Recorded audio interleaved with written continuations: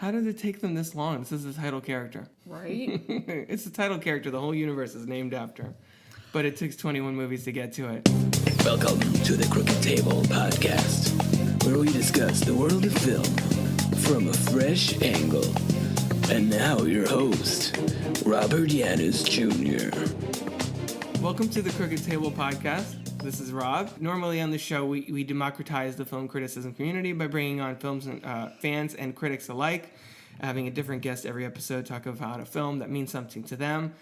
This episode is a little different, though, because we are talking actually about a current release. This week we're talking about the Marvel Studios film Captain Marvel.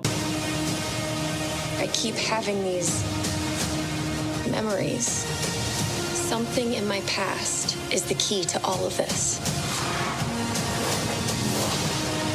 You know how to fly this thing? We'll see. That's a yes or no question. Yes. I'm not gonna fight your war. I'm gonna end it. I'm joined by Kerri Jones, returning guest to the Crooked Table Podcast. Welcome back to the show. Hello, gentle listeners. Thank you for having me on again, Rob. I really appreciate it. Yeah, so you were lucky enough to be chosen to go to the press screening. I had no competition. Well, that helps. It just goes to show you that helps when your schedule is very flexible. Very flexible. So too flexible, guys. Too flexible. We won't be delving into an in-depth conversation of Captain Marvel, spoiler-free. If you're listening to this on Odyssey, you'll just hear the spoiler-free portion of it. If you want to hear the spoiler section, that will be part of the main episode on the Crooked Table Podcast feed. So if you're listening to it on Odyssey and want to hear more, make sure you go and download the episode for the full recording. If you're listening to this from the podcast feed, congratulations, you've unlocked the spoiler section. So I guess just kind of move into the spoiler-free section of the review. So to lay a little groundwork first, did you have any idea who Captain Marvel was going into this film? Because I follow, I always kind of call myself comic book adjacent, because I grew up watching the cartoons and having, X-Men trading cards and watching, the Batman movies, because that was pretty much all we had back in the day. Playing with the toys and the video games and all that, but I didn't really read a lot of the comic books. Like I had a few issues here and there, and in more recent years, I'll devote time to reading Watchmen or like a Batman story arc, or the Infinity Gauntlet story arc that Infinity War was based on. I read that last year in anticipation for the film, but I'm not particularly well versed on the decades of comics history. So what I knew about Captain Marvel, I really only knew from reading stories of that they wanted to do a film about her eventually, and having very vague allusions to her power set and her origin. So what did you know about her going into this? Nothing. I'm not even comic book adjacent. I did watch the X-Men cartoon when I was younger. That was great. The 90s. I loved it. The 90s. And the it 90s. was my favorite. Yes, which is speaking appropriate. of the 90s, yeah. Since this movie is set in the 90s. I never read comic books. I probably the closest thing I can say is that I'm a huge Buffy the Vampire Slayer nerd, and that's maybe about it. I knew nothing about Captain Marvel. Right. She counts at all. Buffy counts as a superhero in a way. She sure Not does. comic book based, but still.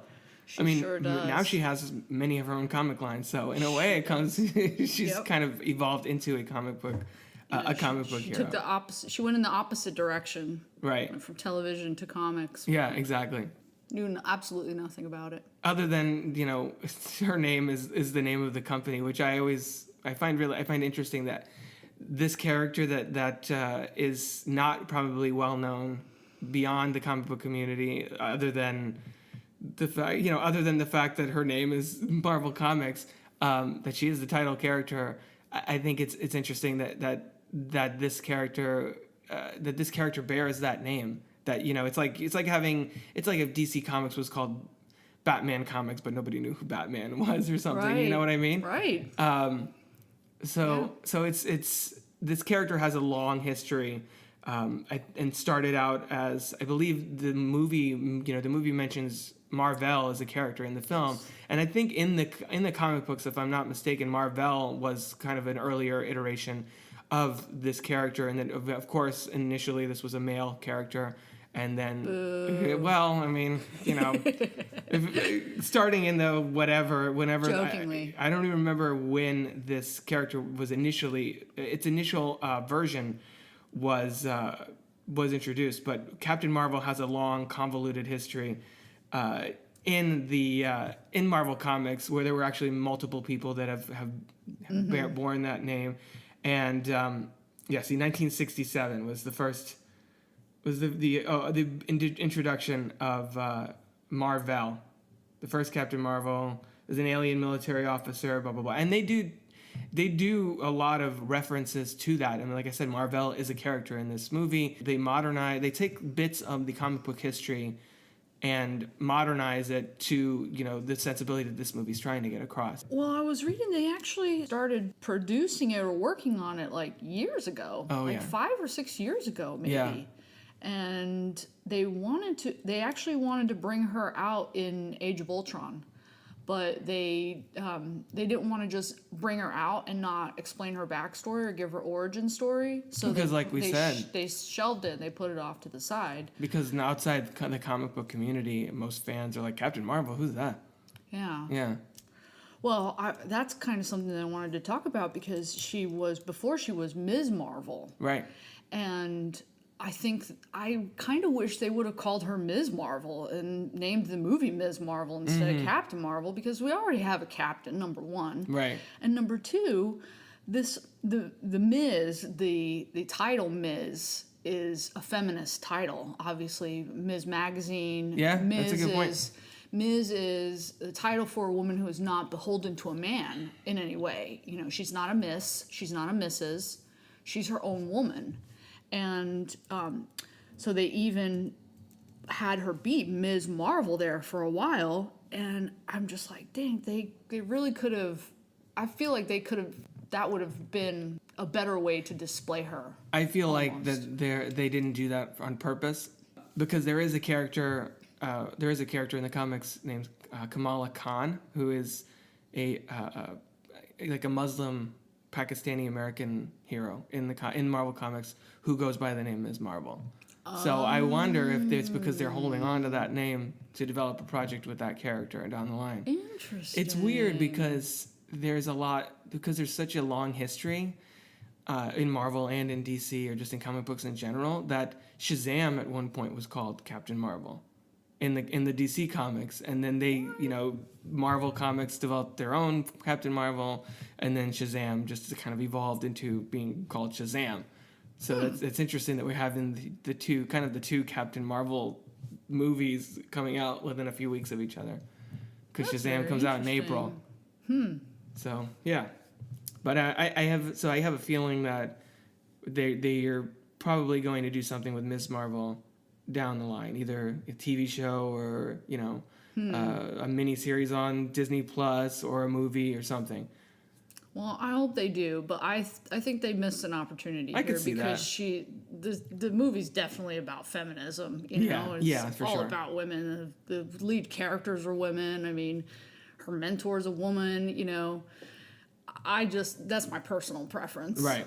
But no, I see that. As far as the repetition and having a captain already, I also kind of think that adds a little more weight to my theory that Steve Rogers is not going to be around in this franchise very much longer. Right. That he's probably going to be the one exiting soon with the whole Thanos thing.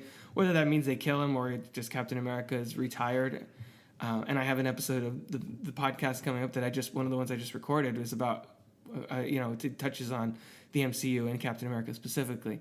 But I think that just lends a little more weight to the fact that she's probably going to inherit this team going forward, and Captain America, Iron Man are going to be stepping out, phasing them out, and it's going to probably be. And I even saw somebody today tweeted out that that Captain Marvel makes it pretty obvious that they're shifting her, Doctor Strange, and Black Panther into kind of the lead trio roles of the Avengers in the way that before was Captain America, Iron Man, and Thor, kind of carrying the franchise. So I think the movie makes a compelling case for her being kind of the leader of the MCU in a lot of ways, because she, like we said when we watched it, she's clearly the most powerful character that we've seen in these movies to date. Even Kevin Feige said it. Yeah. That is how you pronounce his name, right? Yeah. Okay. I I looked it up because I thought it was Feig, but it's not. Well, there's also Paul Feig, who's the Bridesmaids right. I spy love that guy too. Ghostbusters guy. Yeah. Yeah. One E. Yeah. One E at the end of the name, and it just changes everything. I know. How dare they? Yeah, nice. Well timed, not rehearsed, by the way. So Carol Danvers is really much more of, it's probably one of the most recently introduced heroes that we've seen, because Iron Man, Captain America, Thor, those are all 60s and 70s. Black Panthers, I think late 60s as well. So needless to say, neither one of us really had any foundation for Captain Marvel as a character. So if you're listening to this being like, but aren't you pissed that they changed this part of her origin? Like, I don't know what her origin is. I just, Nope, not pissed about that. Exactly. Big fan of the Marvel, the Marvel heroes I am familiar with. Big fan of the MCU. Big fan of Brie Larson. So when she was cast, I was very excited to see her playing a superhero role. What's your experience with Brie Larson? When did you first come across her? Have you not seen much Brie Larson? I know stuff? she's in Room, but I'm too afraid to watch Room. Yeah, I mean it's harrowing in a lot of ways. Like Captain Marvel, I'm very emotional. That's one thing that they discuss a lot in the movie, is how her emotions get the better of her. And so I'm an emotional person, and the premise of Room just sounds like torture, pure torture to me. I know she did an amazing job in it. Didn't she win an award for that movie? She won an Oscar for that. Yeah. So, but I'm too afraid to watch it. That's a fair assessment. I first saw her in Scott Pilgrim vs. the World, which is one of my favorite movies. Oh, she was in that. Okay. She is. Yeah, I've seen that one. She is Scott's ex-girlfriend, the rock star with the blonde hair. Oh, okay. And she was in 21 Jump Street. She's in movies like Don John, Short Term 12, which is a small indie. And she was in Trainwreck a little bit, Kong Skull Island. She's been in a lot of stuff. She was in that with Samuel L. Jackson. Yes. Yeah, she And she Tom actually Hiddleston. begged to have Sam Jackson in this movie with her because she worked with him there. Yeah. And Tom Hiddleston is the male lead in that too. So there's a lot of MCU connections with Kong Skull Island. 6 degrees of MCU separation there. Well, I mean, nowadays in Hollywood, if you haven't played a superhero or haven't joined one of these universes by now, you're Who are you? sort really? of. Yeah, you're kind of you need that relevance, I guess. Everybody is either a Marvel or DC hero these days. So you do know of Brie Larson, just like the person, the activist, and all that stuff, and which makes her casting that much sweeter for all the fans, wussy, but also the wussy fanboys who are like, oh, a woman superhero.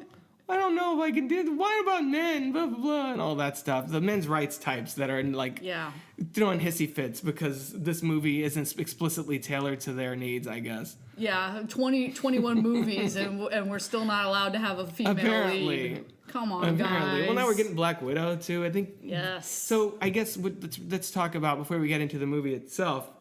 Obviously, we're a fan. We're both fans of Brie Larson, the person, if not the actress as well. Sam Jackson and all the people in this movie. Do you feel like this movie does kind of mark a turning point for the MCU as far as, I guess, representation, but also I think it does feel like Captain Marvel is meant to usher in kind of a new era in a way, even though it's weird that this movie is a period piece kind of too. So how do you feel about this film kind of opening the doors to a new wave of heroes? I think it's great. I think that women definitely need more representation in the genre. And even Larson said she and I'm quoting her, couldn't deny the fact that this movie is everything I care about, everything that's progressive and important and meaningful, and a symbol I wished I would have had growing up. So if the actress who's playing her feels that way, then how many more little girls are going to be looking up to her from seeing this movie and feeling confident in themselves? I think it's amazing. I think it's great. And the other thing is, she is the most powerful of them all. Like, you will be blown away by what this woman can do that none of the other guys can do. So take that, I guess.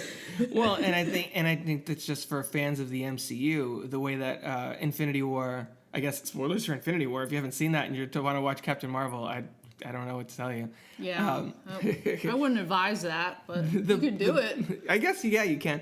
The post-credit scene hints at the arrival of Captain Marvel, and I think this movie had a lot to live up to, in that they're introducing her this late in the game, right in the end of the game, I guess, so to speak, right on the eve of the second part of this epic story that they've been telling with Thanos. So the movie had a lot to prove as far as, okay, well, how does this one character going to really make that much of a difference and tip the scales that far in that direction? And seeing this film and seeing what she does in this movie, I think you're like, oh, okay, yeah, Thanos is kind of screwed now. Basically, it makes Thor and his arrival on Wakanda look like small potatoes. Thanos would not have stood a chance with Captain Marvel, right? For sure. So. Yeah, so they had to bring her in, and I think it's a perfect time for the world in general with the Me Too movement, and we have more women in Congress, and we have more women being represented in general. Right. And the fact that she is most likely going to take a leadership role, she's a natural leader anyway. Mm-hmm. It bodes well for more female viewers in the MC universe. Yeah. If they were hesitant or reluctant. Which, I mean, looking at the hot guys in the MC universe, why would you be, deterred? But if they were deterred in any sense, they don't need to be now, because they will have representation. Mm-hmm. We do have Black Widow, we do have Scarlet Witch, we do have the lovely generals in Wakanda. They're super badass too, mm-hmm. But this woman puts all of them to shame for real. So they're all supporting players and other people in movies that belong to men. So thank you, Rob. For a lady to step forward like this, I think is a big deal. Especially like kind of becoming more and more apparent that she will be, the Marvel captain after this, because we've already know Chris Evans is stepping aside. Mm-hmm. Whatever that means for Captain America, we don't know, but. It's easy to see her standing at the forefront with Black Panther, Doctor Strange, and a few other recurring characters coming from the last wave of the Avengers, filling out the lineup. And I think the fact that of those main three, only one is a white man, and you have a person of color and a woman. I think that also shows a lot of progress for the MCU, just as far as diversity and representation and that kind of thing. And you said it, Rob. You said it. And just since we're on the whole, I guess, SJW aspect of this movie, as a white male who writes about the entertainment industry and who talks about the entertainment industry, I'm totally fine with Brie Larson wanting more representation on her press junket. Because she made a very big point about this movie, about how she was doing what she could to get more people in to cover the film, into screenings, into interviews with her, and with the cast and things like that. Because she's not a writer or director or anything, but she's obviously the face of this particular film, and presumably her own sub franchise after this, if there are sequels, which there will be, because it's Marvel. Mm-hmm. And so she's been very vocal about wanting to get more women and people of color in there, because I work in an industry that's very dominated by white male critics who who, Yes. even if they're not intending to, and I'm speaking as one, even if they're not intending to, can't help but approach a movie like Captain Marvel or Black Panther from that perspective. You're not going to connect to, as a man, I'm never going to connect to a movie like Captain Marvel in the same way that you will, that Kai would, that, our daughter Yes. would, that other little girls going to see Captain America, Thor, Hulk, and all these other heroes on screen will finally see, like, hey, I'm going to be Captain Marvel for Halloween, and I'm going to, I can have a character to look up to, because as a white man, a straight white man, I've had nothing but options as far as... You get plenty of representation. Exactly. That's why I'm like, when you see all these white males online bitching about Captain Marvel or like review bombing it on Rotten Tomatoes, I'm like, dudes, don't be a dick. A movie doesn't have to be made for you, for you to All the enjoy time. it, first of all. You can still enjoy the movie. I'm a man, and I saw a movie led by a woman, and guess what? I'm still a man. It doesn't make me any less of a man. It doesn't it has no relation to that. And secondly, if you don't enjoy it, shut the fuck up. Let other people watch it. If you don't want to see it, then step aside and let other people. I even remarked on how many males there were in the press screening that we Right. went to. Yep. I think there were maybe 3 or 4 other females in a room of 30 people, let's say. And how many of those 3 or 4 females were actually the ones covering it, not like the +1, I wonder too. Right. So I was a +1, but I don't know. I'm glad I got to go along with you instead of another man. Right, exactly. So that you have that perspective. So yeah, so that's why part of the reason why I'm glad that you were available to go to the screening with me, because I knew you'd have a lot to say about this movie. This being, as the team behind the film even said, this is a feminist movie. This is a feminist Yes. superhero epic, and they were very upfront about that. And I don't know why we live in a world where somehow that's a dirty word to some people. It's just, without getting too much into politics, Right. let's just be open to Even other perspectives. Feige was concerned about there being a female director. Mm-hmm. He said that the movie could be made without a female director, but it was important to them when searching for a director that they consider that, and they went with a female-male team. I believe Anna Boden and Ryan Fleck, and unfortunately I have not seen any of their movies, but I think they did a great job. Yeah. And the other thing that was interesting about the film was that she was not sexualized in any way. No, she didn't take was her not. top off. She didn't have a bikini on. There wasn't even really a love interest or Nope. anything like that. Nope. Can you believe it? God forbid. I mean, how do we get a whole plot without I know. without a woman having to, I wonder how the Bechdel test would work on this. Have you heard of that? Yeah. Oh, yeah. Yeah. So for those people listening that aren't familiar with the Bechdel test, so basically all you need is 2 women in a scene together talking about something that's not a man. And I think most of these, there's a lot of scenes with Brie Larson and Annette Bening, with Brie Larson and I think Lashana Lynch plays her friend. With Gemma Chan, there's several other key women in the movie, and I don't think they're ever really usually talking about a man. Nope. I don't certainly not in a romantic context, but like Certainly not. It's usually them just talking about their friendship, their relationship, or Carol's past, or things like that. So I think that was really refreshing. Even not to pick sides, but even Wonder Woman's movie had a very strong romantic element to it and had a love story.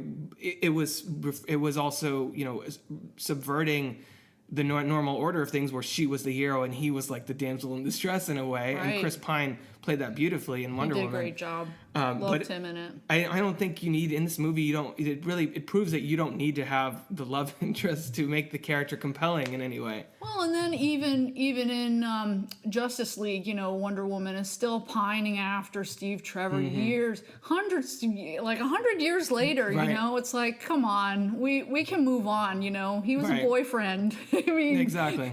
yeah, he may have been a great love for her life, but the fact that they would portray her character as being completely shut down for 100 years, and Which goes to show you. And then she doesn't even come out of her shell until Ben Affleck's Batman comes and you know, Right. and pulls her out. I mean, come on, you know, she's Wonder Woman, for crying out loud. Like, get it together, DC. Well, and that's the difference between Patty Jenkins handling the character and Zack Snyder or Joss Whedon, depending who was directing at that point.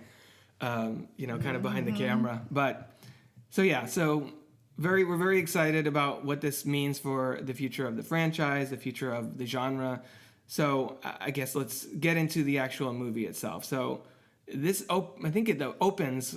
We're not going to get into spoilers, but I guess we should just be as broad as possible, and not really go through it. So I'm gonna do my best. Where do you want to start? I'm not good with keeping secrets, so this is hard.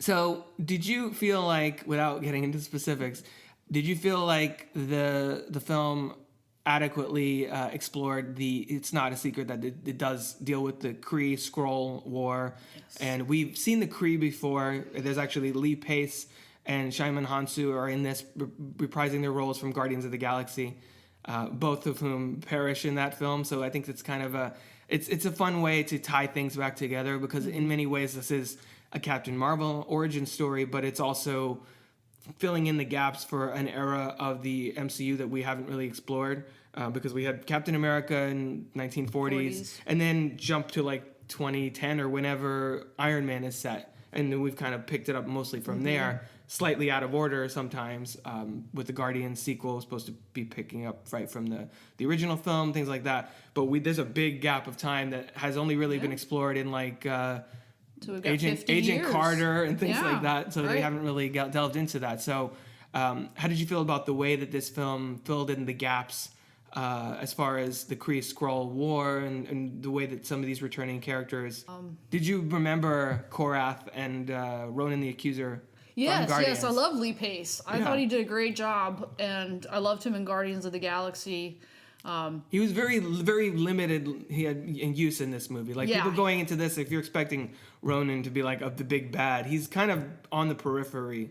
I even wondered if it was really Lee Pace for a minute there. It almost didn't look like him, and I was like, maybe they just brought another actor in just to, you know, sub in for a little while there. There's a scene in Guardians, the first one, where he's like putting on like the black war paint or something. So I wonder if the fact that his makeup looked a little different was part of that, because for the most part the Kree are just, you know, blue. They're like Blue Man Group style, basically.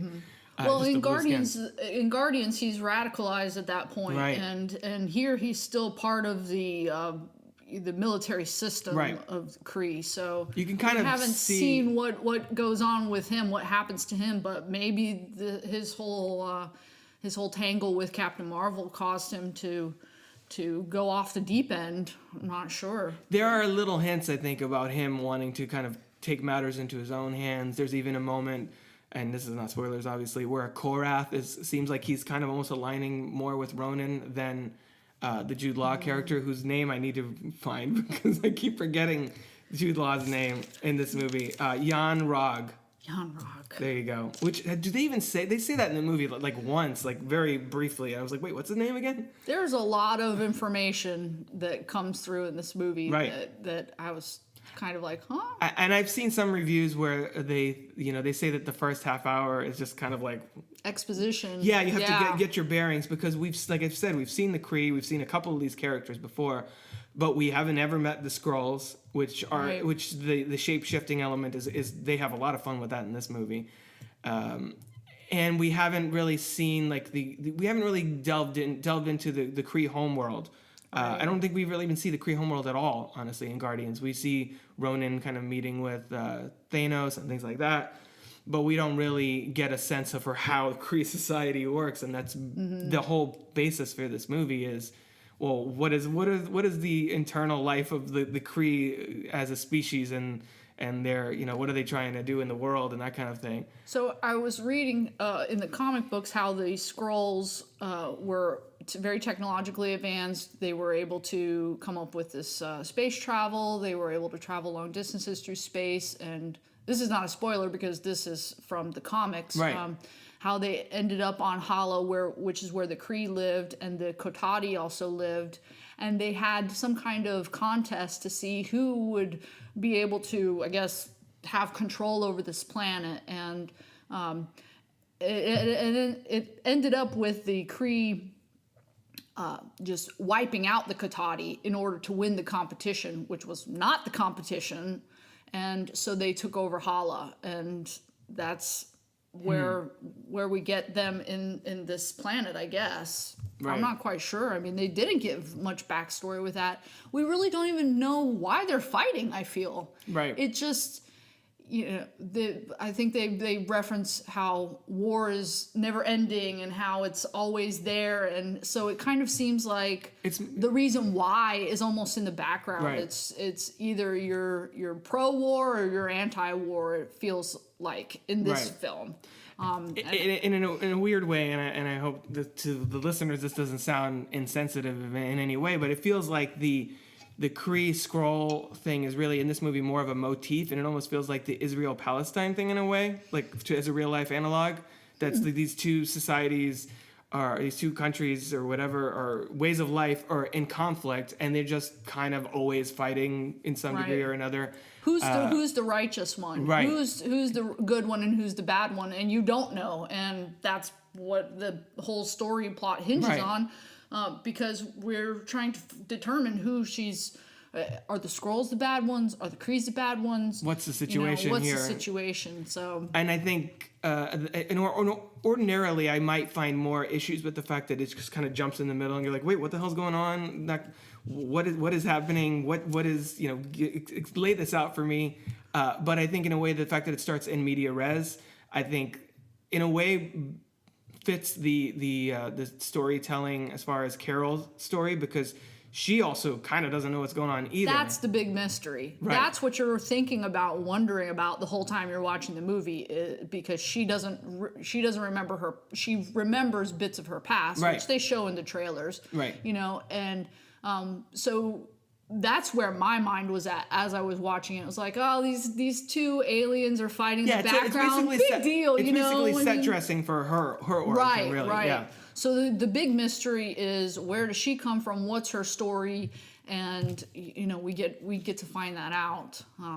Yeah. No spoilers included on that, but yeah. So the whole Kree Skrull thing wasn't really in the forefront of my mind as I was watching the film. I'm sure when I watch it again and again, you'll get more tidbits and that'll kind of come into the forefront a little bit, but I was more concerned about who this woman is, right. where she came from, Exactly. what's her story, what's her motivation, and it was great to watch that unfold. Yeah, and I think the movie is obviously more concerned with her story as well.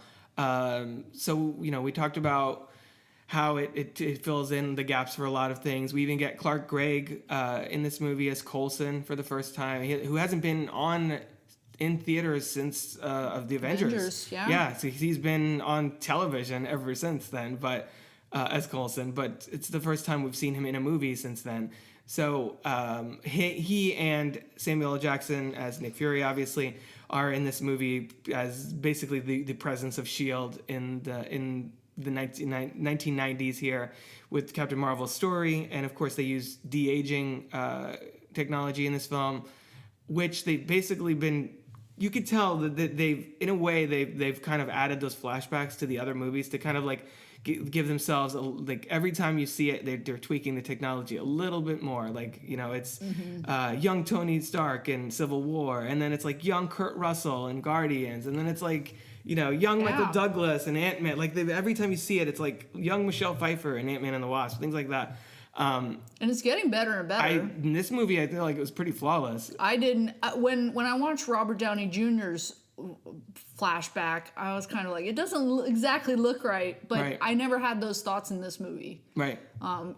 Coulson maybe, but Fury, no, never once. I mean, he kind of looked like Samuel L. Jackson from Pulp Fiction to me, and they, Right. But without the afro, which it would have been great if they would have had him in an afro, but they did it. But yeah, the de-aging, they're doing great with those effects. I mean, the effects in the movie are phenomenal. You know, Right. you can't get much better than Marvel effects, I don't think. Maybe, you know, maybe some George Lucas, but Right. nah. Yeah, and I think that is kind of a game changer in a way, because if you want to now have a Nick Fury solo movie set in like the 80s, you can get 70-year-old Sam Jackson to play like 40-year-old, you know, Yep. Nick Fury, and have him be like, oh, I'm just now starting out as an agent or whatever. Like it opens the doors for all kinds of things. You can get Harrison does. Ford to play, you know, Raiders of the Lost Ark sequel, like set that then. If they wanted to, you know, which now could. Disney owns Lucasfilm, so they could technically do that. They have They could. They should. have the technology. They should.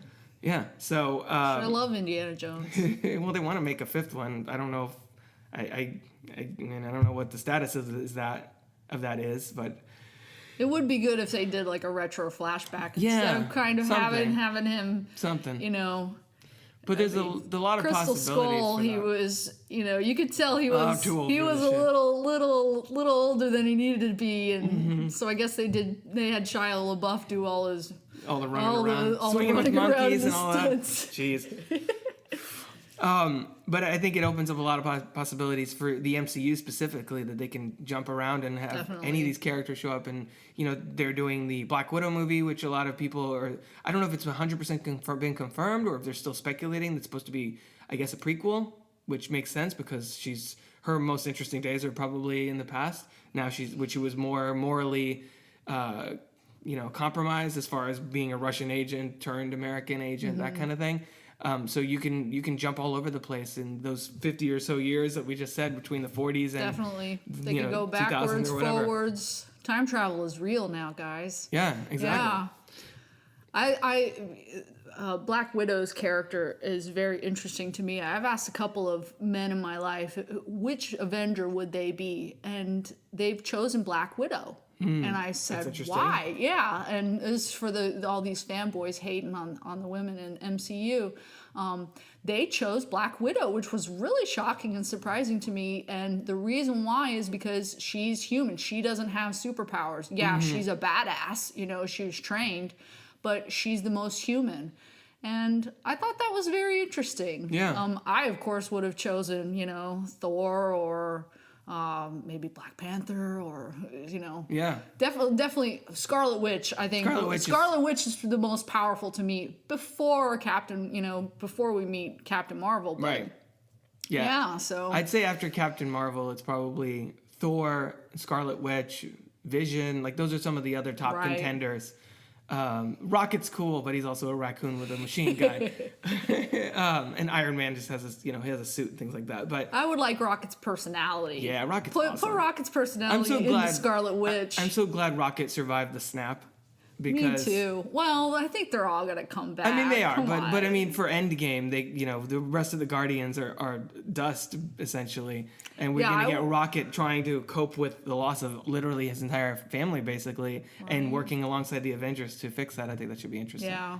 I would like to know why they picked the particular folks that they picked Right. to stay. Well, I mean, I think in a lot of ways, Endgame's gonna mark the end of a specific timeline for the MCU. Like we said, there's going to be a lot of I believe the end of what they phase call 3, it. but also like it's going to be a huge changeover for everything up to this point. You know, we mentioned about Iron Man and Cap are probably going to fade into the background, Thor's if not done be killed too. off. I mean, he's done with his run. But Ragnarok was great, so I have a feeling they might try and keep him around in some capacity. yeah, but that was because of Waititi. That's true. That wasn't because of anybody else but him. Yeah. I think that Thor, I'd like to see Thor as part of an ensemble. So, like, in a way, I wish that after Guardians 3, they have Star-Lord, they wrap up that storyline, and then you just have Thor take over from Star-Lord and just keep, Get rid of you Star-Lord. get a combination of Thor characters and Guardians and, like, make your own, keep that going in one way or another. I agree. Ragnarok was one of my favorites, if not my favorite. It's probably one of the most fun to watch, for yeah, sure. it really is. It really is. So. Maybe some kind of ensemble piece with Thor in a prominent role, if not the lead, directed by Waititi. I think that's what everybody wants to see. So All right. hopefully that Make it happens happen. sometime soon. Are you listening, Kevin? He's not listening, but He's not. Sorry. If you know Kevin and you're listening to this, get it to him. There you go. So what did you think about the choice to have? I mean, obviously it sounds like this was Brie Larson's really pushing for it, about having Nick Fury in this and having this in some ways kind of be a Captain Marvel Nick Fury buddy film in some regards throughout at least the second act. I thought it was great. They played off each other well.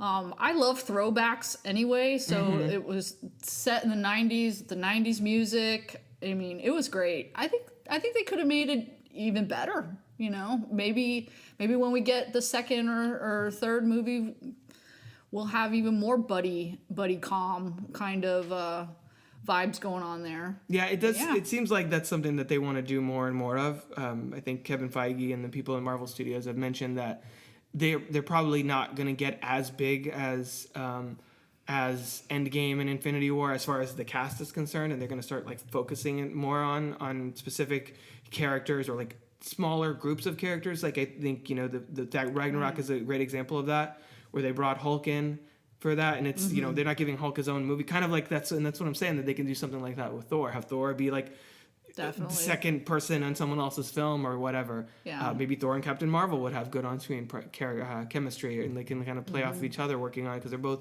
cosmic characters. I would definitely like to see Captain Marvel and Doctor Strange interact. Exactly. I think that would be good.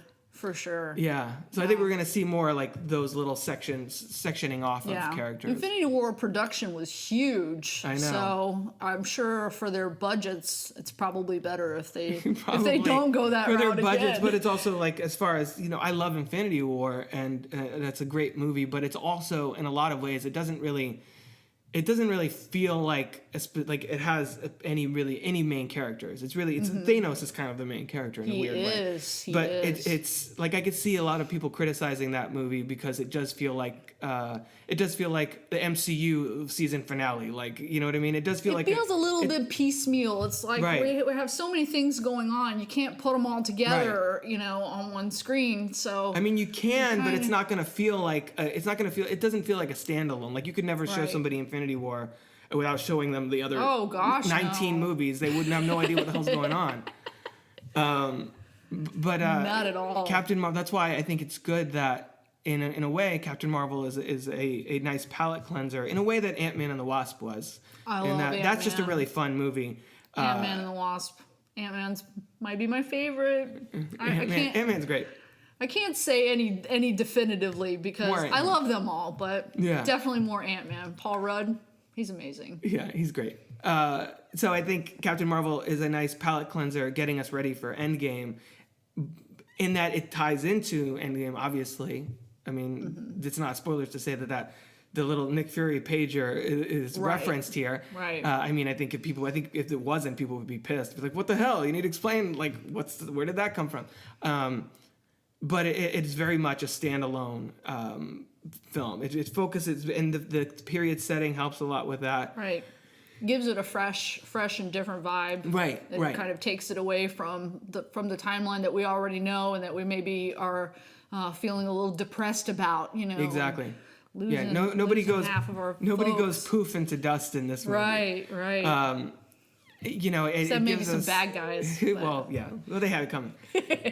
So it gives us a nice break from the kind of the consequences of the snap, and it gives Captain Marvel her own space to do her own thing before she joins everybody else. I did like the way that we did get a little more of a Nick Fury, bringing it back to the Nick Fury thing. I did like that we got a Nick Fury who was not quite as knowledgeable about, like, this is his first encounter with aliens. Not as hardened, cynical. Had both his eyes and all that. And Coulson too. Yeah, they were both very fresh, very new. Right. New to the program, perhaps. So it's interesting to see a different side of him, because when we see him in all the other movies, he seems to, like, know everything, have all the answers, have all the information, always like one step ahead of everybody. And this is kind of him when he's a little more green. You know, before he's thrust into this world of heroes. Softer, squishier. Yeah. You're going to be surprised, actually, at what kind of Nick Fury you see here. Nick Fury's got a nice singing voice at one point, too, which I think is a nice way of letting Sam Jackson having a little more fun with this. Like, I'm sure it's fun to play Nick Fury in general, but he actually gets to it feels like he gets to put a little more of his own personality in it, because Sam Jackson seems like a very, like, very fun person Definitely. to be around, very like affable in a lot of Yeah, I ways. really got a Pulp Fiction vibe from him, where he's he's doing this tough job, but he's doing it with just a royale with cheese kind of sense, to him. We also find out about his eye. We do. Woo! What did you think? What did you think about that reveal? The way that they do that, because I mean, I can see some I need people more being annoyed information about that. I need a little bit more information on that. I'm still. Well, you'll find out, gentle listeners. You'll find out. The original Nick Fury lost his eye to a grenade. So this is not how it goes down with this not Nick at all. Fury. So prepare yourself for that if you thought you were going to get a lower your expectations. Lower If you expect them. it to be like in a blaze of glory. Make them lighter, make them more fun, and you won't be disappointed. I mean, people shouldn't have expectations when they go into a movie anyway. True. I mean, I ruined Inception with that. I had the whole movie played out for myself and how it was going to end, and it didn't end that way. And I was just like, this movie sucks. Do you still think it sucks? That's because I had expectations. Yeah. Really? I would have wrote it completely differently. If you're seeing, you hear that, Chris? If you're ever looking to remake Inception, I'm get here Kerri's for you, number. buddy. Yeah, I'm here. Exactly. There you go. He also, actually, Chris Nolan also produced Man of Steel, so maybe he can make an introduction to Henry Cavill.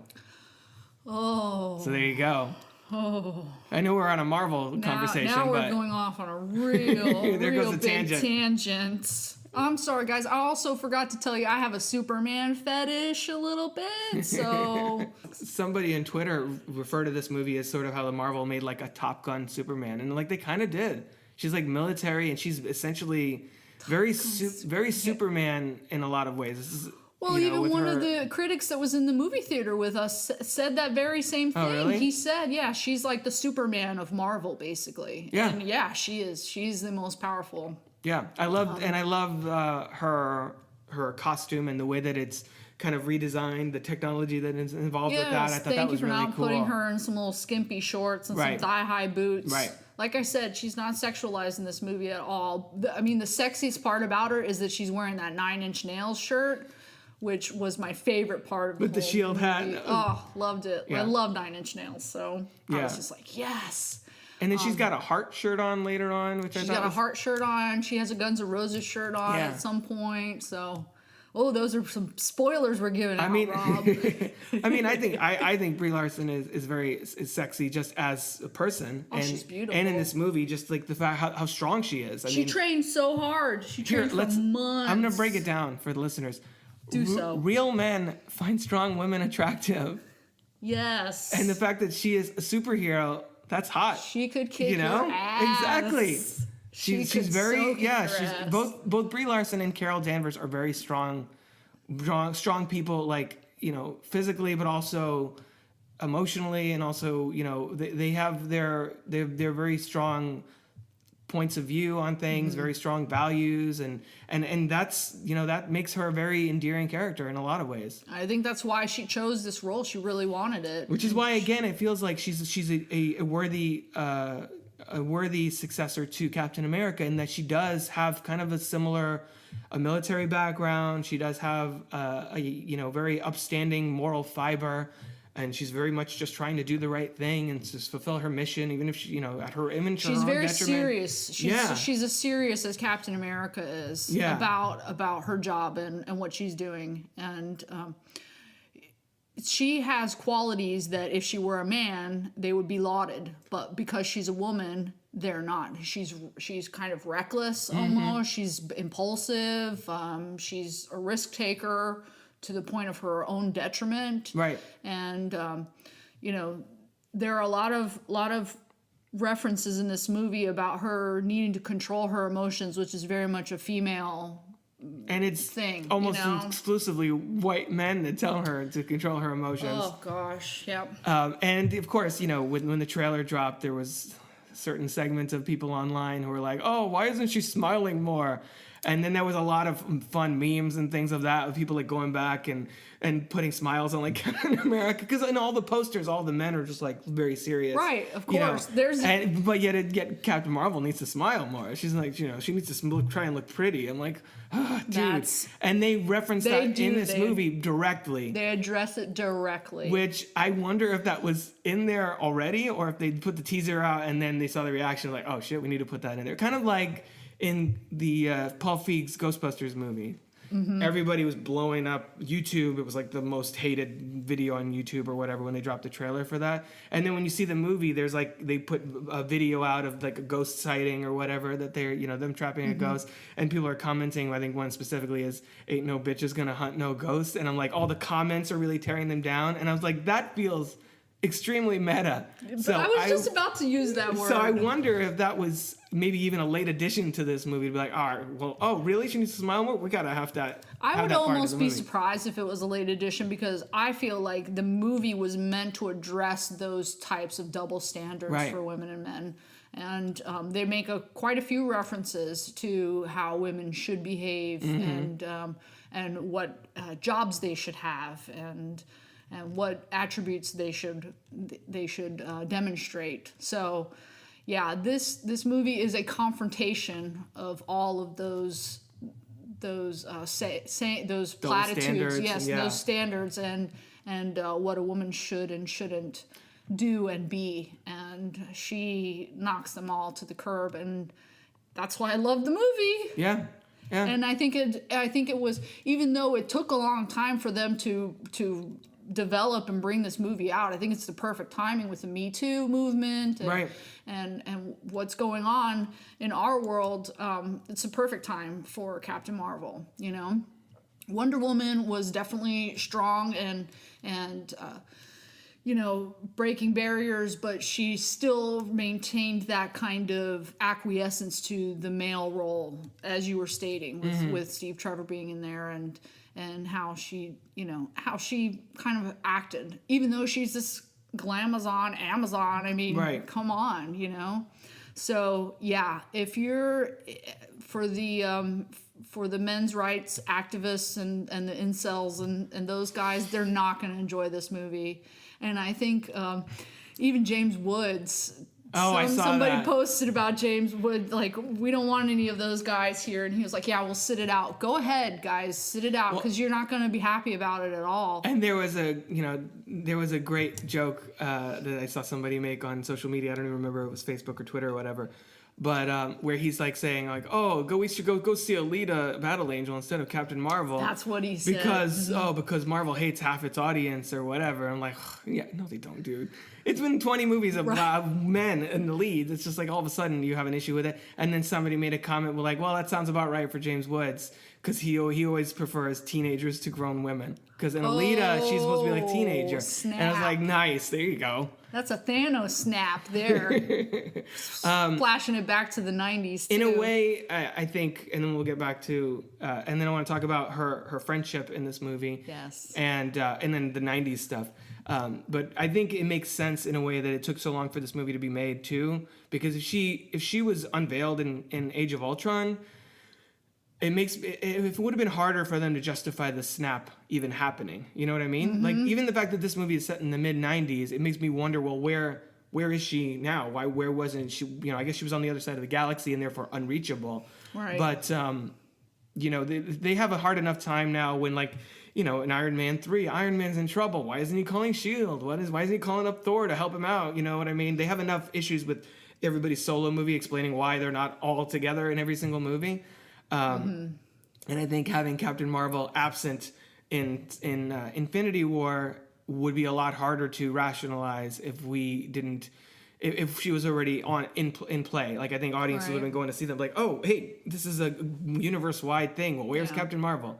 It's already hard to rationalize. Right. They're already trying to be like, so oh, many she's really far. superheroes. You She has couldn't a- get rid of this one guy. I mean, come on. Right. You know, you Thor threw the should have hit him in the head. I mean, Well, so, and they've already, I think it was the screenwriters or the director or somebody, this is obviously an aside, but this is a whole conversation full of asides, that they've said that the reason that he didn't go for the head is because Thor has matured a lot since his first movie, obviously, but he's still got a certain hubris to him, and so he went for the chest so he could so he could have his like one line to Thanos and be like, "I told you were gonna die for that."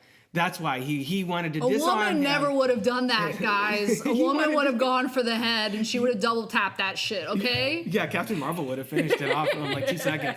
But no, Thor, so it's like his like hubris that got the better of him in that moment, which is why he aimed for the chest and not the head. It makes sense.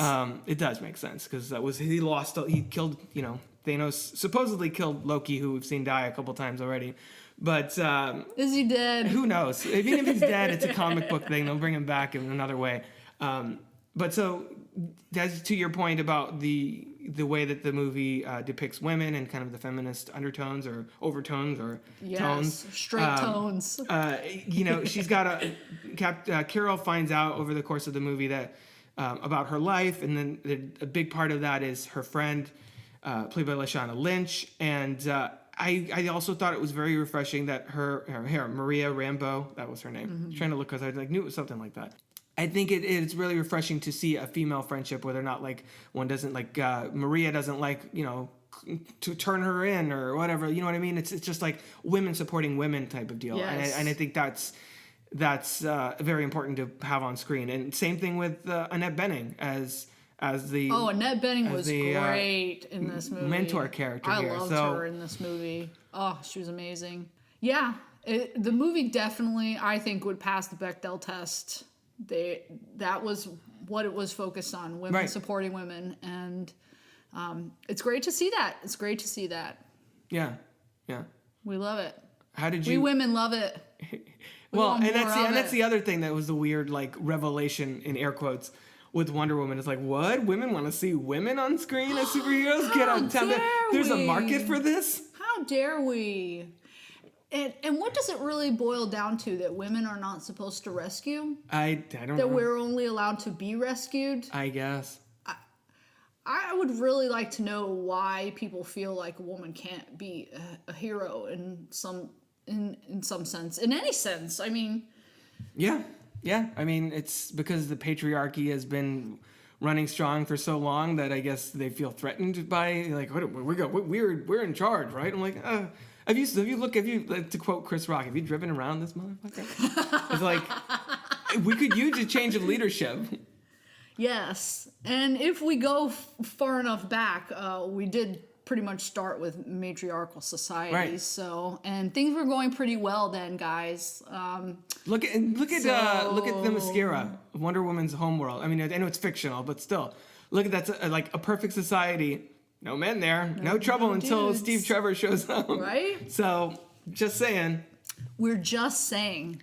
That's all. We don't have to be. Instead of being part of the problem. I'm saying this as a straight white man.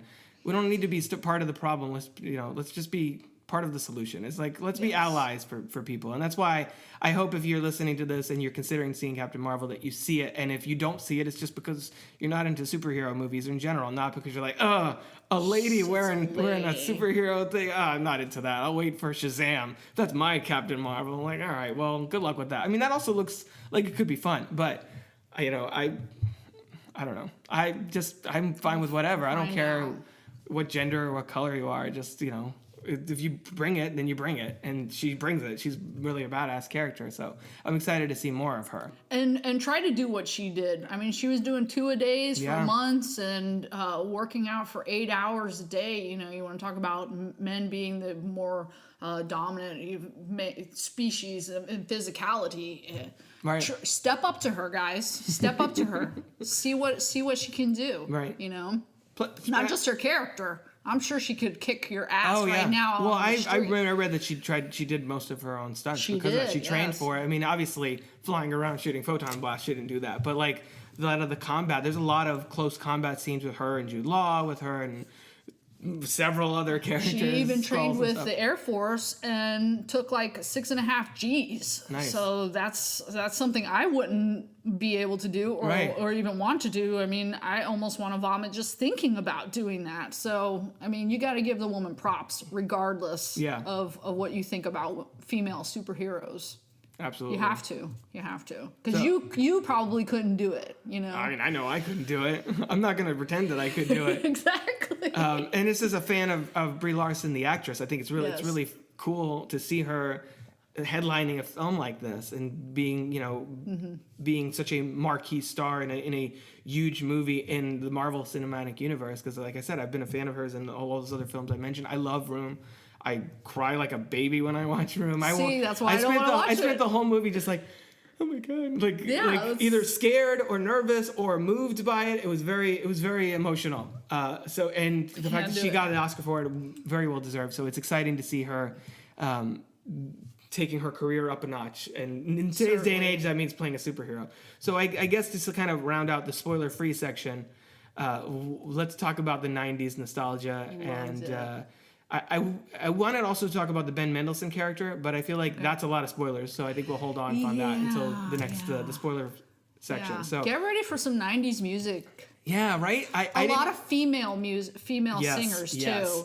Did we even have any music that was not sung by a female? I thought about that later, and we had TLC, so. We had Garbage, we had No Doubt, which is males in the band, but female singer. Female led, yeah. I think we had even some like Destiny's Child, maybe. I don't know. Destiny's Child was not 95 yet. No. Even things like. There's a little small touch. This is not really a spoiler. When she shows up and she drops into the Blockbuster. First of all, R.I.P. Blockbuster. I was big time one of those kids that, you know, there was a just down the street from here. There's a supermarket that used to be next to that used to be there, which is not there anymore, and used to be a video store next to it. And I used to always go there. My mom would go into the supermarket, start shopping, and be like, "I'm gonna go look at the videos, and I'll meet you in there after," because I always want to walk around and just. I was one of those kids stalking the video store aisles, looking at the boxes, and looking at like Freddy Krueger, and be like, "Oh my god, that's some crazy shit," and then putting it back. So seeing Blockbuster in this movie was like already like hit me in the feels, and all the era appropriate movies, like you see like Babe and like all these other 1994, 95 True Lies, True Lies. Even that I thought was a really funny moment, and this is a mild like spoiler for a moment, but. She sees the True Lies standee and she like blasts it and she blows away Arnold Schwarzenegger. But Jamie Lee Curtis is perfectly fine. And I thought even that was like another little like pinch of like little feminism thrown in there. I like that. I'm fine with that. Yeah. We have a lot of other movies that go the other way. In Miami, we would call it the Blowbuster. The Blowbuster. Oh, nice. And I have memories from being 5 years old going to the video store. Right. So yeah, definitely. Yeah, the music, the Blockbuster, the fashion, all of that was great. The mid '90s was a good time. I almost would have liked more '90s. Yeah. Actually, they threw it in there, but I would have liked a little bit more of an immersion into it. You know, that's just me. I think this is a good note to go out on here, and then we'll go into spoilers. There's no indication exactly where a sequel would go. Like, would you want to see a sequel that picks up post Endgame, like modern day, or would you want to see a sequel that's immediately follows this movie and follows her off on what she's, you know, her quest and all that, without getting into specifics? Right. I wouldn't mind it. I think that the way that they ended, though, that's not what's going to happen. It's unclear. It's very unclear. I think there's multiple ways they can go with it. So I'd be curious to see which route they choose for the inevitable Captain Marvel 2. So, so we're definitely recommending Captain Marvel. Go see it. If you've seen the other 20 MCU movies, keep the streak going. She's a really fun character, and I think a beacon to what's going to come next for this universe. Do you have any closing thoughts, Kerri, before we round down this part and then start our spoiler discussion on crookedtable.com and the feed there? I would just say get ready for some girl power. Maybe we didn't have. Maybe they should have had more Spice Girls or something in the movie. Well, this was 95. That was right before the Spice Girls. So there you go. If they have a sequel and it's set 96, 97, then you could be like. Maybe she could go on the tour with the Spice Girls or whatever. Yes. But definitely be prepared for some girl power. And if you're going to get your feelings all hurt about the fact that this is a woman, then maybe don't go see it. Yeah. But don't go trash it on the internet for no reason. Right. Well, to the point that Rotten Tomatoes had to change their policy, Right? which I was like, good on you, Rotten Tomatoes. Don't make Rotten Tomatoes go and change their shit. They have Come enough on. going on. Don't complicate other people's lives. Well, Kerri, thank you so much for being on the Thank Cricket you, Tales Rob. podcast. It's always a pleasure. Stick around for the spoiler section on the if you're listening in the podcast feed. Again, if you're listening on Odyssey, check on that. That should be posting the Monday after the film's release. So this has been the Cricket Tale podcast, and I've been Rob. Welcome to our spoiler section for Captain Marvel. And so there are certain things that we didn't talk about on the main conversation, the main focus. And I was just mentioning to Kerri off mic that I don't think we really mentioned Jude Law or Ben Mendelsohn hardly at all, because their characters are really, even Annette Bening. They're just supporting characters, okay? Even Annette Bening, though, like, their characters are really shrouded in mystery. Like, I think before the movie came out, I feel like Marvel wasn't even really confirming or denying who they were playing or anything. Like, I think in the trailers, a lot of people were assuming that Jude Law, since it seemed like he was very much a mentor figure to Carol Danvers, which he is kind of, yes. That he was playing Mar-Vell. I think a lot of people were speculating that he was Mar-Vell because she does in the film end up having two mentor figures. So Jude Law plays Jan Rog, who is, I guess, a Kree military leader. Why doesn't he look like the other Kree people? I'm wondering that too. Yeah. There's a lot of Kree who don't look like Kree. I think there might be. There's a lot of humanoid alien species who look human but aren't, hence his eyes and things like that. But I think that there's also something to be said for Krees that are pure blood, and I think the ones that are blue are the pure-blooded ones, because I think Ronan in Guardians, he's like really intense about like, the pure Kree blood or whatever, things like that. Okay. So I think that maybe he's like part Kree and part some other alien species. Other than his eyes, he looks completely He looks human. like Jude Law. Yeah, pretty much. He looked just like, because he is Jude Law came off the set of The Holiday and walked into Captain Marvel. Pretty much, he didn't really change his accent or anything. He just, Jude Law. No, it was Jude Law. Which is good, because I think Jude Law is interesting in the movie. I'm all right with him. He's good. So the big reveal with him is that he plays Jan Rog, who's supposedly... the Kree military gave Carol Danvers these powers, and I know there's a specific moment that you wanted to mention where he's like, "Oh, you're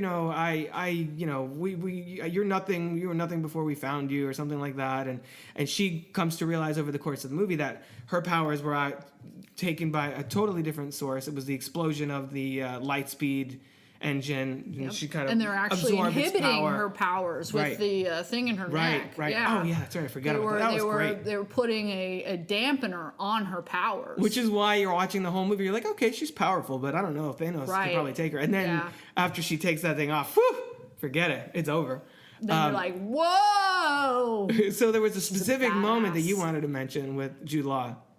So it's the final battle, and she's facing off with Jude Law, and he's trying to tell her, like, hey, let's fight without our powers, like, let's see how good you really are, and let's see, what you're made of. And she's just like, no, I'm not going to play by your rules, and blast the shit out of him. And she says to him in the end, I don't have to prove anything to you. And that is that is such a feminist response, and it's such a great thing for her to say, is because we as women, not only are we subjugated in this society, but all of our identity and who we are is pinned on what males think of us, right? And whether they think we're beautiful, and whether we smile enough, and exactly, and or we're a wife, and we're a mother, and we're a relationship, and we're not an identity, which Tabitha King, Stephen King's wife, talks about. Definitely want to give her credit for that, because it's so right, whenever women explain themselves, oh, I'm a wife, I'm a mother, and we're not just people. And so she just completely throws out his rules of how she still has to earn his favor. And she says, no, I don't have to prove myself to you. And yeah, I am more powerful than you, and I am more badass than you, boom. But she doesn't kill him. No, she doesn't. She doesn't kill him. She sends him on his way back to Hala, I Sends guess. him back home Like, empty-handed. you're in trouble, dude. Go deal with the consequences and tell them tell them I'm coming for them or something she said. Yep. Something like that. Because her whole thing, and this is again a big twist, is that the Kree Skrulls, they're presented as the Skrulls are just these monsters that are invading the Kree homeworld, but it turns out that the war has really kind of ravaged, the Skrulls specifically, society. their homeworld is kind of destroyed basically, and then they're all scattered throughout the galaxy. So they're just trying to get this technology so they can find each other and then find a new home together. And Right. I think that was an interesting reveal because it just starts out with, I guess in the other one, like you mentioned off mic, the Kree are presented as not particularly friendly in Guardians. I mean, Ronan. Right. But then again, Ronan is a political, radical. Right. So he doesn't necessarily stand for that society as a whole. But the way that they're presented as the heroes. When in actuality, we just assume that the Skrulls are the monsters because of the way they look. Right. And then the film kind of flips that on you and be like, well, okay, maybe the Kree aren't. Maybe they're not all heroic. There's obviously good and bad on both sides. They've both been killing each other and things like that. Right. But let's not just assume the Skrulls are bad because they look like orcs or whatever. Right. So that's why we didn't really mention Ben Mendelsohn in the main review, because he is initially introduced as, I guess, Nick Fury's boss, sort of the director of S.H.I.E.L.D. before him, kind of something like that. And then as soon as he shows up, I already, having seen Ben Mendelsohn in like Rogue One and other things, I already assumed like, okay, this guy's probably bad. So the fact that they revealed that right in that moment, I was like, okay, because he whispers like, we'll figure that out. Yeah, to the dead guy. Yeah, Mm-hmm. I thought that was maybe them kind of hedging their or trying to one up the audience and. Catching the audience, showing that the audience that they're right in step with you, that they kind of wanted you to assume he's the bad guy, and like revealing it right off the bat rather than. And this is something I love Wonder Woman, but this is something in that movie that doesn't really work for me. Is that you meet that dude, he's very mysterious, he's like an ally, sort of whatever, and then at the end he turns out to be Ares, and I'm like, well, yeah, I kind of figured he was Ares. That's a big actor. He's not really doing much here, Right. And so I was like, that's part of why I love Wonder Woman, but I feel like Process of elimination. sort of. Yeah. The third act of that movie, I feel like falls a little bit flat with the boss battle and things like that. So I'm glad that they didn't fall into that trap. We're like, oh, the guy who seems really sinister, but we're not saying he's the bad guy. Surprise, he's the bad guy. Is. Oh no! No, it turns out he's a family man, and he just wants to get back to his family. And he gets some really fun moments with that. Like He does. His character was great. Yeah, I he had loved. He was a little snarky and witty, clever. Which is part of why I would almost want a sequel to pick up from here and just have Jude, maybe it doesn't even need to be set in Earth. Now that we know her, she knows her story on Earth. She could be on the other side of the galaxy. Well, she's going to help them, right? Find a place to live. So I mean, I'd like to see the seems fallout. like it would be the natural progression. Right. So I'd like to see the fallout for the Jude Law. You could bring Jude Law back. You could bring Ben Mendelsohn back. You can continue that story not on Earth and just have Nick Fury hasn't never, maybe he did see her again, maybe he didn't. It's unclear. But before we forget about it, I wanted to mention too that you pointed out the empowering moment with Jude Law, and she's like, I don't need to play by your rules, which is a great moment, which was one of those like pump your fist in the air type of thing. Yeah! Listeners, I really wanted her to tell him to smile. Yeah. I really did. I wish she would have. I would have written it that way. But she didn't tell him to smile. Oh, you know what? No, you know what? She didn't tell her. He didn't tell her to smile. No, it was that other dude. It was just some other what she should have guy. done that would have been even more satisfying, as he should have gotten all pissed off and they're like, "No, you can't do this." Blah, blah, blah, blah. And then she should have been like, you really need to learn how to control your emotions. Exactly. That would have been good. That would have been a good. But yeah. I love the subtext of the fact that obviously, how perfect is it that the white male that she thought was her mentor ended up being the one holding her back the whole time? But literally, and this is actually something they do in Scott Pilgrim too, because in that movie, the ex that Ramona Flowers has having problems get over literally goes back to him because she has a chip on the back of her head that he's inside her head type of deal. And so I like the subtext in this movie that the patriarchy is like literally holding her back. Yes. I thought that was really, and that feels like something, I know this movie has, I think like 4 or 5 different credited screenwriters. But the fact that 3 screenwriters, but of the story by credit, at least 3 of those are women of the 5. Wonderful. So, and that feels like something that one of those women pitched in there. And it was it fits not only the story that they're telling, but it also fits what they're trying to say with the story. Definitely. And they keep hammering it in too. You're definitely not letting that part go. Like maybe in some of the action scenes, but there are some subtle digs that both she and her friend get. Right. They're called little ladies, or it's a cockpit for a reason, like, and even what you mentioned, the little Easter egg about her blasting Arnold Schwarzenegger, it's apparent throughout the whole movie that that's what this is about. This is about smashing the patriarchy, basically. And I love that. I think that's great. I think that's loved it too. Awesome. I mean, we haven't had a superhero movie that has said that so explicitly. Wonder Woman demonstrated, and I want not to keep comparing them, but obviously we have to compare. Well, all the other female-led comic book movies have sucked, and that's not because they're led by females. That's because they're Catwoman, they're Supergirl, they're Elektra. Those are all terrible movies. Just because, and by the way, they were all directed by men. Yep. As soon as you get a woman behind the camera on a superhero woman, the minute that you see their midriff and you see they're in a sexy latex outfit, I mean, that's not to say that, and that's not to say that they can't be sexy. Wonder Woman is hella sexy, and she's, her outfit is armored, but it's also like you see a midriff and things like that sometimes. Really, like that. But it's what the same kind of warrior would not be covering true. up themselves? Yeah. I mean, that's where. And then the first Wonder Woman movie, the other Amazons had long skirts, but then when they went into Justice League, they had these little tiny mini skirts. Like, come on, guys, give it a rest, dudes. Give it a rest. That's all I gotta say. They can be sexy without being sexualized. I guess that's the point I was trying to get across.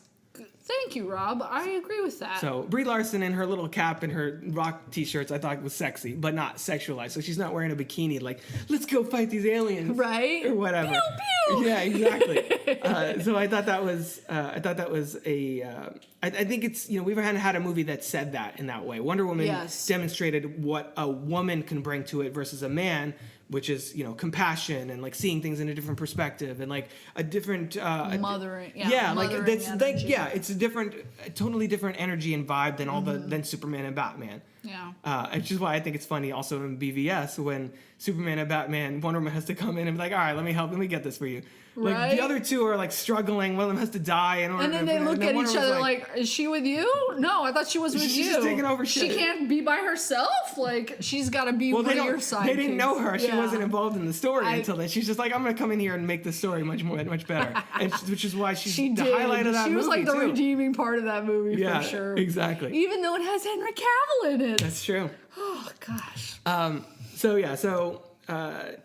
Jude Law's character, I thought he played that really well, and that he as an actor knew that he was basically representing the white male patriarchy, holding her back, and I think he towed that line where he played villainous without really chewing the scenery in like a cheesy way. And Marvel has traditionally had a villain problem in a lot of ways, with this exception be like Killmonger and Thanos and Loki. Like a lot of the other villains are just like Malekith, the Dark Elf, and like this other guy that finds the Iron Man technology and wants to make a suit. And I was like, oh man, okay. So I thought the bad guys have like a personality and some character development. Sometimes it's hard for them to develop the villain as much as the hero. And not that I'm saying that Jude Law is as compelling as Carol Danvers in this, by far from it, but his character fits the thematics of this film and is the perfect foil for her sort of ascension to power, I guess. Yeah, but we don't know much about him. We don't know why we don't know what his motivations are. I felt like, maybe they come across, but I didn't. I feel like with Thanos, we really got to know why he felt what he did. Why he did what he did. And whenever you have a villain of any kind in real life, we want to know what their motive is. Why did you go in and shoot up a school? And I think that makes a movie more involved and it makes it deeper. And you can't have just good versus bad. It can't just be so black and white. If you want to you want to feel for the characters, and you want to have a feeling about the characters. Yeah. And like when you're talking about that dark elf guy, who gives a crap? Right. You know, we don't. I want to we don't destroy care stuff. about Like, him. okay. I can't. Like with Thanos, I cared about Thanos, even though I'm rooting for the other guys. Don't kill half the universe, but I understand why you feel that way in a way. Man. Yeah. I understand. Right. You know, but I didn't really. I felt like Jude Law, we might have gotten it, but not as much as I would like to have really understood. I think him. it's that thing that where you know in a lot of sci-fi movies where you have an evil organization or an evil society or whatever, like in the Alien films, the company, and it's always like, who's the big villain other than the alien in Aliens? It's like Paul Reiser, who works for the company. You know what I mean? Right. It's like that. So I feel like as an agent of the society, the planet, the patriarchy or whatever, I feel like Jude Law kind of embodied that well. And the fact that he is, beautiful Jude Law, who ended up being the villain, and Talos, the Ben Mendelsohn Skrull, ended up being more of a heroic guy, character. yeah. I thought that was a smart reversal, because they could have easily just had Talos be the bad guy, and they're like, oh, this bad Skrull, he's the evil. Yeah. Because we have to disconnect beauty from virtue. Right. We can't continue this paradigm in our world where you're only worthy and you're only of value if you're beautiful, and that kind of goes for men and women. You know, I mean, it's definitely more the case for women, but for men, you guys can be beautiful and not have to be a womanizer because of it. Absolutely. So the thing that I hated about him the whole time, and the reason why I felt like, okay, yeah, this guy's a villain, is because he keeps telling her that she has to, squash her emotions, and I'm never for that. Instead of harnessing them and using them. Right. And in some ways, I feel like feelings and emotions can be a benefit to you, and even when we go to work, we're supposed to put our emotions aside, and we're not supposed to bring our emotions into our work, but that's what makes us human, and so and also that females have always been called hysterical, we've always been told that if we want to compete with men, that we have to put all that aside, and that's what not only makes us female, but that's what makes us great, is that we do have a little bit more of that right-brained energy. The social aspects of our brain are a little bit more developed than men, Right. And we shouldn't be told that that's a disadvantage in any way. Yeah, I agree. And so I hated him from the very beginning.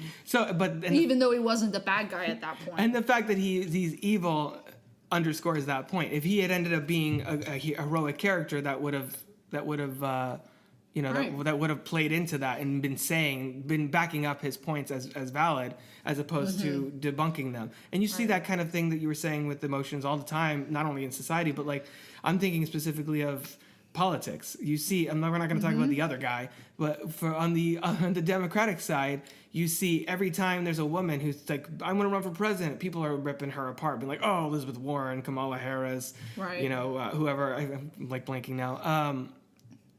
They're like, oh, they're not worthy of this or whatever. I'm like, why? Like, for what purpose? They're not. Why? Because they it's have a menstrual cycle? I guess. I mean, I'm not part of that group, but it's like it feels like they can't do anything right in a certain extent. Right, so the fact that even though it's not women who are going in and shooting up schools and shooting up churches, and it's not women who are killed by their significant others more than men are. Right. I mean, you want to talk about emotions, maybe deal with your rage, maybe deal with those kinds of emotions, the violent kind, that really do have an impact, a negative impact. Which is why, not to go back to this again, but one more time, in Wonder Woman, she's fighting the god of war, and her whole speech at the end, it's very emotional and very powerful, is that like my real superpower was love. Basically, is the end of that. So it's like love versus rage versus war versus destruction. Hate. Yeah. Yeah. Compassion versus hatred. Empathy. Yes, Empathy. Exactly. Yeah. And I think Captain Marvel embodies that as well, with her, the way that she kind of turns on her perception on the Skrulls and is trying to help them out and trying to change the way that she was told things are to the way that she actually sees them being. Right. I know we wanted to talk about is there anything specifically other than the Nick Fury eye thing that we wanted to get to? I guess the Rob doesn't want to talk about the eye thing. the 90s musical. Then I want to see what else we have to get to, and then that would be like a good button thing. The 90s music, when you mentioned No Doubt, I thought that the needle drop of Just a Girl, which a lot of people have said, I was just telling you off mic, is really on the nose. I actually thought it was perfect. It was perfect. I thought it was great. Perfect. They couldn't have picked a better song. It's era appropriate. It's it's a very feminist sort of satirical song about her being like, well, I'm just a girl, Right. oh little old me. And the Yup. whole movie, as you were saying, is about Carol Danvers being like, no, I'm so much more than that. And that's Right. isn't that the moment when she really was owning her powers and she's destroyed? owns it. Yeah. Oh my god. So that was great. I thought that was one of the best musical cues that they've had in the MCU So cheeky. since Thor had his whole like, Yes. which again was really fitting because the immigrant song talking about Valhalla and everything in that song, like that's perfect. Yes. So is there anything else, or do we want to close it off with Nick Fury's eye situation? I can't think of anything else. Okay. The big things were the Jude Law, Ben Mendelsohn's stuff, which we wanted to get to. Lee. Oh We didn't God, talk yeah, about so Stan much. Lee. So you want to go ahead? You can talk about the thing at the very beginning. What did you think about that? And I describe almost it? cried. I was almost about to shed a tear there. They've changed the whole Marvel intro. You know how you see Captain America, you see all the different heroes. They changed the whole Marvel intro to just Stan. Oh my gosh. All his cameos and all the his 20-something cameos movies or and whatever. everything. And then in the end they say, thank you, Stan. And the movie hadn't even started yet, and I was almost crying. I know. Ugh. And then he was in it too. I know. He has one for this, and then he has one for Endgame, and I think that might be it. I don't know if he has one for Far From Home for Spider-Man.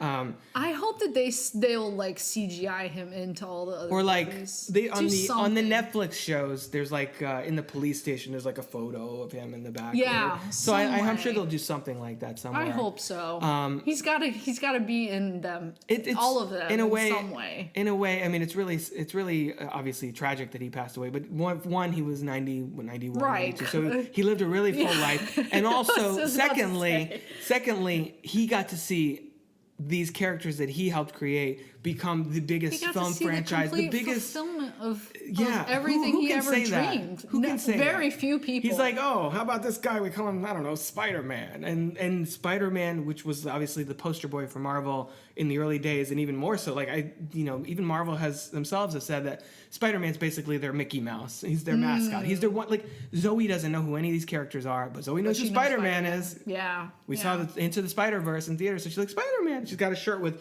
Marvel heroes. The only one she can name is Spider-Man. And that all that stuff started with Stan Lee, to the point where now there's this interconnected universe making billions of dollars, where everyone on the planet knows who Guardians of the Galaxy are, let alone Spider-Man. I highly doubt that he could move on to the afterlife and not be satisfied with Right. what he's accomplished. Right. And I mean, so the it's way impossible. that the fact that he passed away and it says thank you Stan and it goes into a movie literally named Captain Marvel feels really Right? fitting in a lot of Oh, ways. And then so his beautiful. cameo in the movie. So in the trailer, there's that scene where she's on the train and she sees the old lady and she punches the old lady. And we're like, well, I really hope that's a Skrull, because the first trailer you see that you don't see the lady as a Skrull, you just They're see trying to hold her back, yeah. Oh well, they say what? You see a old but the old lady was kicking ass. She was. Why, I mean, why would Does they? it seem like I a would be normal more ordinary concerned old about lady this to you? crazy old lady flipping around the subway rails and stuff. I know, seriously. But he's there. So he's in there, and not only is he in there making his cameo, he's on the train reading the Mallrats script. Being like, Yes. true believers, like rehearsing, like practicing one of his lines for Mallrats, which, because it's 1985, is so perfect. And I, as a person who's a fan of Marvel and a fan of the MCU, obviously, and a Kevin Smith fan, Kevin I was just Smith. like, oh my God, Kevin Smith is going to lose his fucking mind. He probably did. And Kevin Smith almost died too. He did. So everything that he does now, and I like him on Facebook, so I see a lot of his posts. He's constantly referencing this heart attack that he had and how it's changed his Yeah, life. it really changes your perspective on things, I would It imagine. certainly does. And wow, I'm sure he probably like threw a fit about how amazing that was. I love Kevin Smith. I mean, his movies are kind of hit and miss depending on what you're into. I think the last couple were experimental, weird and interesting, but not really. The walrus one, Tusk. one. I think it's on Tusk. Netflix. That's It's what it really is. strange. But I mean, he's just in that place where he's just like, that's a crazy idea. Yeah, sure, let's make that. Yeah. But he has such passion for comic books and for pop culture, and he has such a positive energy to him. Like you hear him on his podcast and stuff, and I know it's because he knows people and whatever, but he doesn't ever really. He never tries to rip things apart. Even if he doesn't like something, like he'll say what he does like about it. He's very I don't know. He's got a great energy to him. Yeah, and in his reboot, his reboot that he's doing, Brody, one of his characters in Mallrats, owns a comic book store in the mall. Right. And they have a picture. They have some kind of picture, some kind of artifact of Stan Lee, and you're not allowed to touch it, and it's not for sale, and Nice. it's just like a shrine to Stan. That's awesome. So as much as he loves Stan Lee, yeah, I'm sure that might be like one of the highlights of his career to have his Mallrats Stan Lee's MCU cameo being that. Wow. So I guess to close it off, do we want to talk about Nick Fury's thing? So he gets attacked by the Skrull pretending to be Coulson in the car, and he's like bleeding from his eye, and they're like, "Are you okay?" He's like, "Oh yeah, I'm fine, no problem." And then you're like, "Oh man, I thought he was gonna lose his eye there for a second." So he ends up losing his eye because the Flurkin. It was the called a Flurkin. Which, spoilers, Goose the cat is an alien, Yes. which I thought that reveal with tentacles was big really funny. Mouth, yeah. Scratches his eye, and I don't know. I mean, I'm assuming if a normal human cat, if a normal regular cat scratches your eye in the wrong way, I could assume they could damage your eye, right? Yeah. So Not to the point where you would lose it, though. I guess. He says, oh, it's just a cat scratch. And then the guys in the back of the ship, the Skrull guys, are like, oh, no. Do you remember that part? Oh, they were like, oh, that's no. right. They were like, no, this is gonna going to be be bad. Right. It's going to infect it or something. But I would like to know all those technical details. Well, why, Captain Marvel, too. We can find out. Let's hope so. The mystery of Let's Nick hope Fury's so. eye. So I think a lot of people are going to be annoyed by the fact that Nick Fury loses his eye by a cat scratch. I think it's perfect. I think it's funny, and if you're going for like the shock value of something being silly, it doesn't bother me one way or another. I guess is what my thing is. I'm like, it would have kind of been cooler if it was something more interesting, but whatever, that's fine. They wanted to have their little gag. I thought it was perfect it's all because right. Nick Fury just comes across as like such a badass But boss man.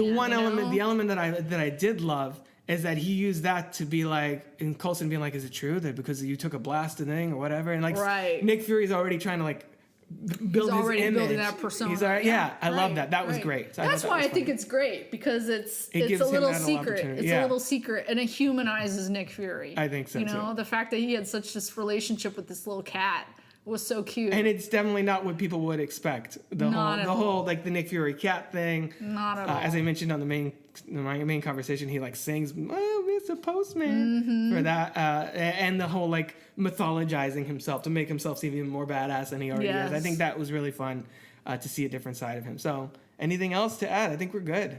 No, I think we gave enough spoilers away there. Cool. So there you go. Pretty much the whole movie. That's our well, pretty much. Well, that's our job to cover.